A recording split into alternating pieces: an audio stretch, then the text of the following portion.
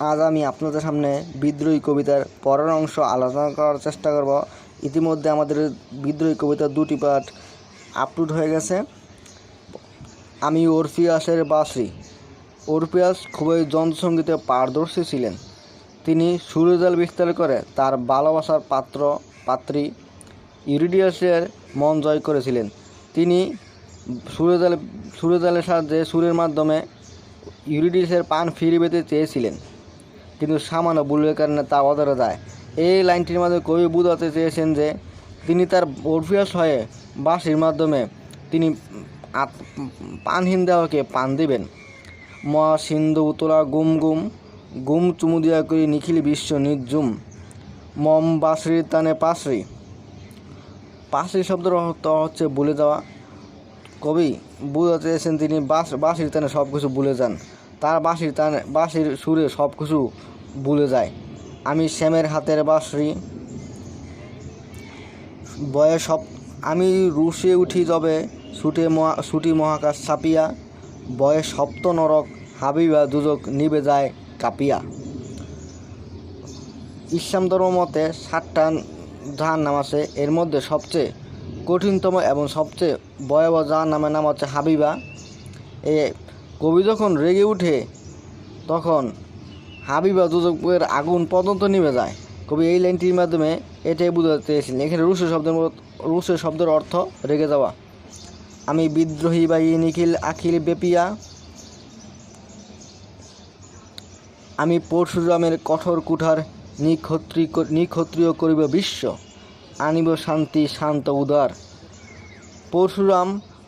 কবি পরশুরাম 21বার তার কুঠার দিয়ে 21বার ক্ষত্রিয়দের দমন করেছিলেন।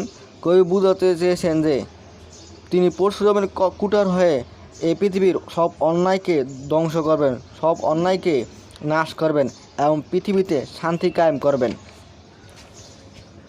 আমি হল বলরাম স্কন্দে।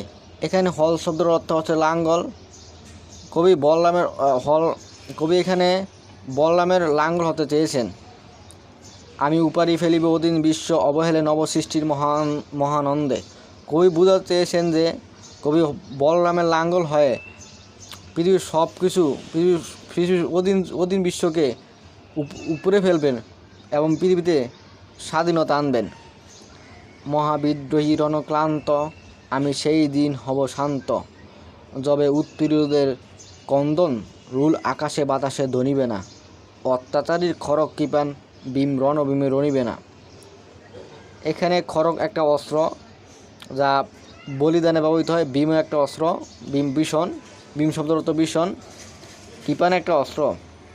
কবি বুঝাতে চেয়েছেন যে কবি আজ ক্লান্ত, তবুও কবি সেই দিন হবে শান্ত যখন এই পৃথিবীতে কোনো অত্যাচার থাকবে না, পৃথিবী হবে শান্তিময়, সকলের বাদযোগ্য।